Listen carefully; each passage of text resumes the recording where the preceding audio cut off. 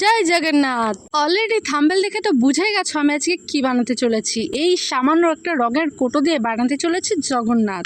বলে রাখি রঙের কোটোটা কিন্তু বেশ পুরানো আর একটা জায়গায় ভেঙেও গেছে, তাই রঙের কোটোর সিল না তুলে না ধুয়েই এর ওপরে কাজ করতে বসে গেলাম। প্রথমে ক্লেটাকে ভালোভাবে মিক্সড করে কিছুটা ক্লে এইভাবে কাচের বোতলটার ওপর আটকে নিলাম। তারপরে বোতলটার মাথার দিকে এরকম জগন্নাথের মুখ করে সেটাকেও আটকে দিলাম।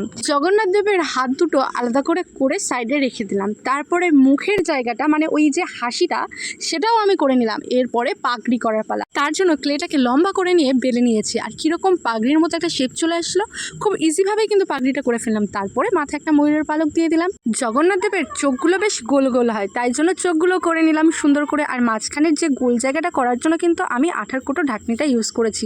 আর এদিকে মালাটাও তাড়াতাড়ি করে করা হয়ে গেল। হাত দুটো লাগিয়ে সামনের যে ওড়নাটা থাকে সেই ওড়নাটা দিয়ে সেট করে নিলেই আমার জয় জগন্নাথ রেডি। এবার বলো তো কেমন হয়েছে, তাড়াতাড়ি কমেন্ট করো। টাটা।